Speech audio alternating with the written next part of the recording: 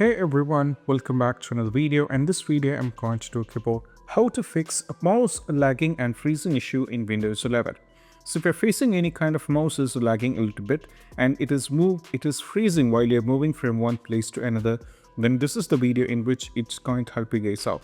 So the first one is all about you have to navigate to settings. So here click on the settings. Now from here you click on the Bluetooth and devices. Now from here navigate to the mouse. From here, scroll down and over here you can see we have various options. Now the first and famous step is all about there is an option called scroll inactive windows. When hovering over them, make sure you turn this off. Now you have to scroll down and click on additional mouse settings. Now from here navigate to the pointer options, and over here if you put a check on this particular one, the display pointer trails, if you put a check on this one you have to uncheck this, go for OK, and you have to close this and you have to check. After trying with these steps and still if you're having the trouble, we can just go over here, search for the device manager, and you have to click on the device manager. Now from here you have to expand this.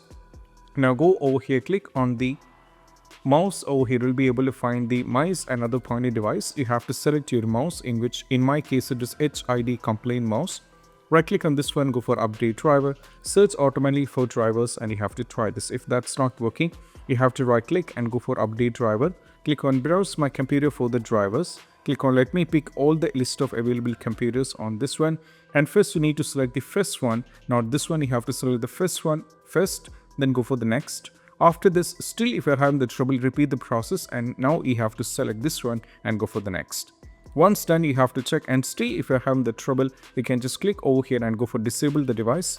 Then you have to do a restart. After the restart is done, the mouse will be automatically reinstalled back, and you have to check. So these are the steps, and I hope this quick video is helpful. And if you find this video helpful, don't forget to subscribe and click on the bell icon for more notification. That's it. Bye bye.